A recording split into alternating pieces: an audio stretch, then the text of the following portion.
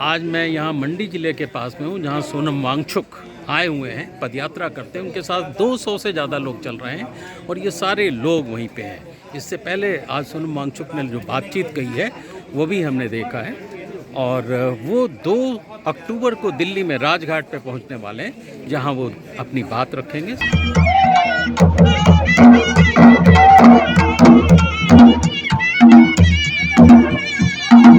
बाबा बालकनाथ मंदिर के आश्रय ले पाए तो वो बहुत अच्छा लगा हमें।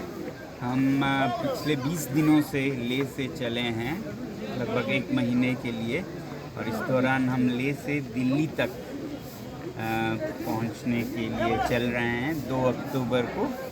ये लद्दाख और लद्दाख के साथ पूरे हिमालय के पर्यावरण और संस्कृति के संरक्षण के लिए हम ये पैदल मार्च या पद यात्रा कर रहे हैं, क्योंकि आप देख रहे हैं हिमालय भर में बहुत से ऐसे नज़ारे दिख रहे हैं जो कि विनाश के नज़ारे हैं। कहीं बाढ़ आ रही है, कहीं हमारे यहाँ तो बहुत अकाल होता है, फिर फ्लैश फ्लड बाढ़ आती है, खासकर ग्लेशियर्स के जल्दी पिघलने से। और आजकल ये जो मानसून के बादल उठ रहे हैं सागर से, जलवायु परिवर्तन और गर्मी बढ़ने के कारण ये हिमालय को भी पार करके ट्रांस हिमालय में पहुंच जाते हैं, जहां नहीं पहुंचते थे कभी भी लद्दाख या तिब्बत में। तो वहां पर भी क्लाउड बर्स्ट हो रहे हैं, जिससे कि बाढ़ और अकाल, उसके बाद अगला अकाल होता है। वैसे ही यहाँ आप देख रहे हैं जंगलों में कहीं आग लग रही है तो कहीं बाढ़, कहीं जो हम विकास के नाम पे करते हैं 4 लेन की सड़कें जो कि बहुत ढलान वाले पहाड़ियों पर और फिर उससे धंस जाता है। कहीं विकास के नाम पर हम पन बिजली हाइड्रो प्रोजेक्ट्स करते हैं, जिससे कि हमारे बहुत से वादियाँ गांव डूब जाएंगे। तो ऐसे अंधाधुंध विकास शहरों के लिए हम ना करें कि पहाड़ों के लोग ही डूब जाएं या बिखर जाएं, क्योंकि ये जो बिजली है वो चाहे हमारे यहाँ के हाइड्रो पावर से हो या लद्दाख के बहुत बड़े बड़े सोलर प्रोजेक्ट्स जो वहाँ आ रहे हैं उनके वजह से हो, ये जाति बड़े बड़े शहरों में है जहाँ पर लोगों को इसकी कीमत भी नहीं पता होती है। आधा यूज़ करते हैं, आधा मिस यूज़ करते हैं, आधा वेस्ट करते हैं। ऐसा डेवलपमेंट मॉडल अच्छी नहीं है। इसलिए सरकार जो भी नीतियाँ अपना पाए, जो भी औजार संविधान के प्रयोग करके इन पहाड़ों को संरक्षित रख सके वो करे। लद्दाख के केस में हम 6वें शेड्यूल की मांग कर रहे हैं, क्योंकि वहाँ पर 90% से भी ऊपर लोग जनजातीय हों और ये 6वां शेड्यूल बना ही इसलिए है। और इसी का हमें आश्वासन और वचन मौजूदा सरकार ने 5 साल पहले कई इलेक्शंस में दिए, तो हम उसी वचन को याद दिलाने जा रहे हैं। ऐसे ही प्रावधान बाकी हिमालय के हर क्षेत्र में या जो पहले से हैं या नए बनाने की ज़रूरत है, जिसमें कि स्थानीय लोग जो हिमालय में रहते हैं उनकी सहभागिता हो, उनकी सहमति हो कोई भी बड़ी परियोजना करने से पहले। सिर्फ ये कुछ कंपनियों के ऊपर रहम करम पर ना छोड़ दिया जाए। यहाँ के लोगों को भी क्या यहाँ के लिए ठीक है क्या नहीं है बोलने का हक दिया जाए। यही 6वां शेड्यूल लद्दाख के लोगों को देता है। ऐसे ही प्रावधान पूरे हिमालय में हो ताकि हिमालय संरक्षित रहे, सिर्फ आज के लिए नहीं, आने वाले पीढ़ियों के लिए भी। क्योंकि सिर्फ हिमालय में बसने वाले लोग ही नहीं, कहा जाता है कि ये जो हिमालय में ग्लेशियर्स हैं ये 50 लाख लोगों के लिए तो सीधा पानी का स्रोत है जो कि हिमालय में बसते हैं। फिर 2 बिलियन यानी कि दुनिया की 1/4 आबादी अप्रत्यक्ष या प्रत्यक्ष रूप से इन्हीं ग्लेशियर्स पर निर्भर हैं। तो ये आगे आने वाले समय में पूरे उत्तर भारत के लिए एक बहुत बड़ा चुनौती बन सकता है पानी के लिए, अभी से हम देख रहे हैं। तो इसलिए हिमालय को बचाए रखना बहुत ज़रूरी है। हम लद्दाख से शुरू कर रहे हैं, मगर हमारा परिकल्पना है कि पूरा हिमालय के लोग इसमें जुड़ें और अपने अपने जगह को संरक्षित करें। आप अपने वादी को करें, हम अपने को करें। ऐसा करते करते हर एक समुदाय जब अपने घाटी का, गांव का संरक्षण करे तो हिमालय का संरक्षण खुद होगा। हम खुद करें और सरकार से भी मांगें कि ऐसे प्रावधान लिए जाएं, तो फिर ये संरक्षित रह पाएगा। यही हम आते हुए लोगों से भी कहते आ रहे हैं, अभी आप लोगों से भी कह रहे हैं कि सिर्फ सरकार पर ना निर्भर रहें, खुद अपनी पहल करें, अपने को उदाहरण बनाएं कि कैसी हमारी जीवन शैली हो ताकि ये हिमालय जलवायु परिवर्तन से बचा रहे। और फिर बड़े शहरों के लोगों से भी आग्रह करें कि वो भी सादगी भरा जीवन जिएं। तो खुद अपने को उदाहरण बनाएं, लोगों से अपील करें और सरकार से तो बिल्कुल मांग करें कि इन हिमालयों को सिर्फ आज की दोहन शोषण की एक संपत्ति की तरह ना देखें। ये एक भौतिक संपत्ति नहीं है, ये देवों की भूमि जैसा कहा जाता है यहाँ, तो उसका उसी तरह से आदर किया जाए और इसे आगे के लिए संरक्षित रखा आप जाए। सरकार से क्या मांग करना चाहेंगे, दिल्ली की सरकार से? जैसे मैंने अभी आपको पहले कहा कि 6वें शेड्यूल में लद्दाख को संरक्षित करने का जो वादा उन्होंने किया है, उसी को याद दिला रहे हैं कि वादा पूरा हो, नहीं तो चुनावी वादों का कुछ मतलब ही नहीं रहेगा। 2 चुनाव जीते हैं तो उसके जो प्रतिज्ञा या वचन दिए हैं वो भी पूरे हों।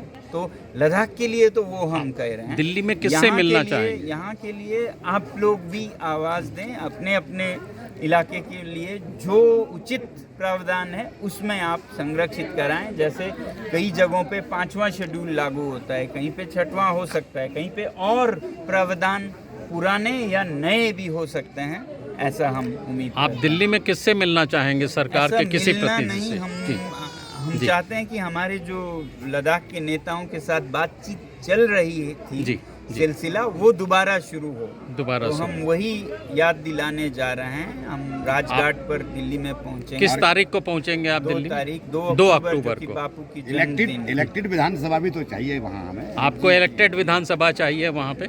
जी हाँ, एक बहाली लोकतंत्र की लद्दाख में हो। ये मतलब ये सब जब चाहे वो विधानसभा के स्तर पे हो या 6वें शेड्यूल में ज़िला के जो स्वायत्त परिषद होते हैं जिसमें चुने हुए प्रतिनिधि आते हैं, दोनों ही लोकतंत्र के रूप हैं और दोनों से स्थानीय लोगों का निर्णय की प्रक्रिया में सहभागिता होगी। तो हमारी उम्मीद है कि वहाँ के लोग जिनको वहाँ जीना है सैकड़ों साल, वो बेहतर निर्णय लेंगे अपने इलाके के व्यवस्थापन का।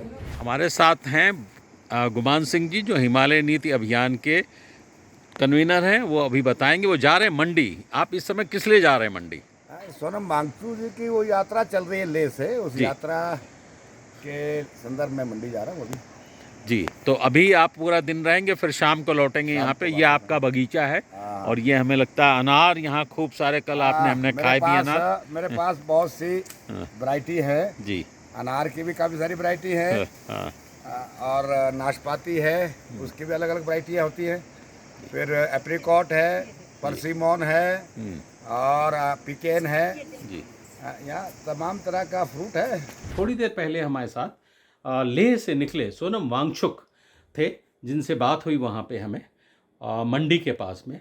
और इस पूरे कार्यक्रम को जो यहाँ पे जो आयोजन कर रहे हैं, जो आयोजन में जुटे हुए हैं, गुमान सिंह जी जो हिमाचल के बड़े एक्टिविस्ट हैं, पर्यावरण एक्टिविस्ट हैं, उनसे आज हम बात करें। मैं उनके घर पे ही हूँ, इस तीर्थन वैली में मैं उनका घर है। बड़ी खूबसूरत जगह, नदी है यहाँ पे, तीर्थन नदी के बगल में उनका घर है।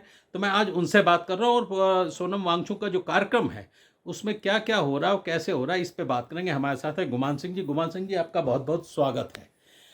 ये धन्यवाद। थोड़ा सा हमें जानकारी दें कि ये तो सोनम वांगचुक का कार्यक्रम है, ये किस तरीके से बना और क्या है इसका प्रयोजन क्या है जी?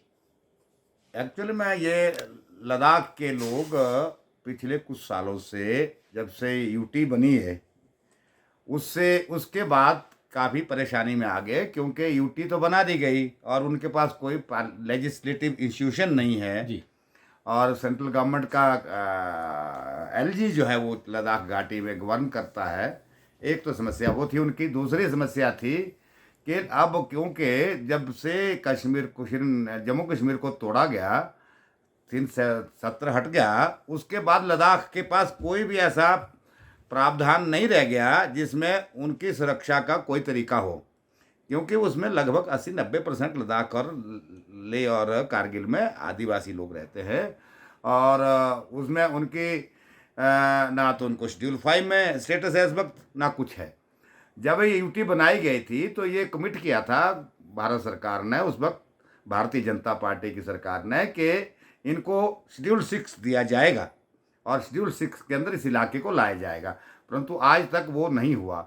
इसलिए पिछले 2-3 साल से लगातार ये लोग संघर्ष कर रहे हैं। पिछले साल भी लंबा इन्होंने धरना दिया सर्दियों के दिनों में, और मार्च के महीने में ये बॉर्डर तक जाना चाहते थे, क्योंकि इनका कहना था कि चीन का ने बहुत बड़ा क्षेत्र हमारा छीन लिया, हमारे चरागाह जो है और चरवाहे कह रहे हैं कि बहुत अंदर आ गए, हमारी भीड़ें जाने नहीं दे रहे।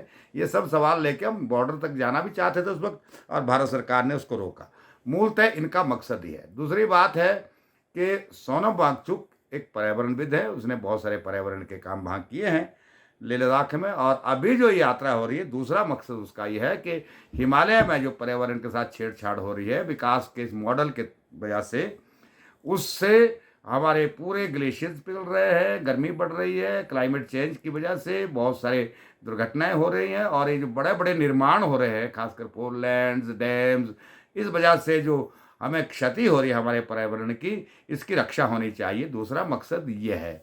अब भी जो उनके सामने सबसे बड़ा खतरा ये भी है, क्योंकि पूरे हमारे ये जो ट्रांस हिमालयन रीजन्स हैं, खासकर लद्दाख के और हिमाचल के लाहौल स्पीति और किन्नौर का इलाका, इसमें जो है गवर्नमेंट ऑफ इंडिया का ये योजना बन रही है कि एक तो माइनिंग की कुछ संभावनाएं हैं जो लग रहा है ट्रेस मिनरल्स के संदर्भ में। दूसरा है कि सोलर पावर प्लांट लगाना चाहते हैं, जैसे लद्दाख में ये संभावनाएं देख रहे हैं कि 20,000 मेगावाट सोलर पावर प्लांट लगाया जाए, और लद्दाख के पूरे पहाड़ पर सोलर पावर प्लांट लगाओगे, वहाँ की ग्लेशियर, वहाँ के क्लाइमेट चेंज में कितना परिवर्तन होगा। यही मैं देख रहा हूँ स्पीति में पूरा किबर की जो वाइल्ड लाइफ सेंचुरी है, उसके अंदर 800 मेगावाट का एक सोलर पावर प्लांट जो है इन्होंने सैंक्शन कर दिया है शायद सतलुज निगम को। ये भी चल रहा है। दूसरी बड़ी प्रॉब्लम है कि हमारे साथ लगता हुआ जो इलाका है लाहौल का, जहाँ ये रावी घाटी है, क्या नाम, चिनाब घाटी है, चंद्राभागा नदी में कई हाइडल प्रोजेक्ट प्रपोज हुए हैं, इसका भी लगातार हम सब विरोध कर रहे हैं। इसलिए मैं एक सवाल मेरा और था गुमान सिंह जी, अभी मैं आ रहा था कुल्लू की तरफ, इस घाटी में जब तक आया, बहुत जगह 4 लेन का काम हो रहा है। क्या ज़रूरत है इन 4 लेन की? पहाड़ में हिमाचल के बहुत सारे ऐसे पहाड़ हैं जो कच्चे हैं, जहाँ पे गिरने का डर है, पत्थर गिर रहे हैं। क्या वजह है ये 4 लेन बनाने की? ये मुझे नहीं मालूम है। इतना जो इंफ्रास्ट्रक्चरल डेवलपमेंट प्रदेश में, ये हिमालय में किया जा रहा है, ये हिमाचल में नहीं, उत्तराखंड में भी यही हो रहा है, और कश्मीर में भी हो रहा है। और बड़ी बड़ी सड़कें पता नहीं किस लिए बनाई जा रही हैं। और फिर इंफ्रास्ट्रक्चरल डेवलपमेंट प्रोजेक्ट के पीछे पैसे का बहुत बड़ा खेल होता है। बहुत बड़ी सारी एजेंसियां होती है, सबके मज़े होते हैं उसमें पैसे के। एक तो ये लगता है। दूसरा है कि जिस तरह से NHI हिमालय में सड़क निर्माण कर रही है, ये यहाँ की परिस्थिति इस बात को बिल्कुल अलाउ नहीं करती, जिस टेक्नोलॉजी को ये कर रहे हैं। ये वर्टिकल कटिंग कर रहे हैं 100-100 मीटर तक, 50-50 मीटर की, और कच्ची पहाड़ हैं, ये नए पहाड़ हैं, आप जानते हैं फ्रजाइल एरिया है, ये सारे नीचे धंस रहे हैं। यही हिमाचल में हो रहा है, यही आज आप देख लीजिए 4 धाम के पूरे उस रूट में हो रहा है उत्तराखंड में। और अब तो हम तो परेशान हो गए। इस पूरी देखिए सड़क, ये जो यहाँ की सड़क 4 लेन बनी है, अब साल 2 हो गए चालू हुए, आज भी कई जगह से टूटी पड़ी है, और लगातार ऊपर के गांव धंस रहे हैं, दरारें पड़ रही है। ये हुआ। दूसरे 4 लेन को नदी के किनारे इन्होंने नदी को इनक्रोच किया। लास्ट ईयर हमने बहुत बड़ी त्रासदी झेली है ब्यास घाटी ने, आप जानते, मनाली से लेकर के पोंग डैम तक बड़ी तबाही हुई थी। और बहुत सारे ब्रिजेस, घर बहुत नुकसान हुआ था, 250-300 लोग मरे थे। उसकी वजह थी सारी 4 लेन का मकडम्पिंग, सड़कों का मकडम्पिंग और हाइडल प्रोजेक्ट का मक, ये सब आया नदी में फ्लड के साथ। और साथ में इन्होंने 4 लेन वालों ने कुल्लू मनाली के बीच में नदी को एनक्रोच किया, नदी के अंदर डाल दी 4 लेन और सब नदी तोड़ती हुई चले गई। ये बहुत बड़ी गलती हुई है 4 लेन से। हम आज भी मांग कर रहे हैं, हमारे को पहाड़ को 2 लेन सड़क चाहिए, 4 लेन नहीं चाहिए हमको। हम नहीं मानते इसको, ठीक गलत है, टेक्नोलॉजी गलत है। बिल्कुल बिल्कुल। बहुत बहुत धन्यवाद गुमान सिंह जी। हम आपके से दोबारा फिर बात करेंगे। नमस्कार।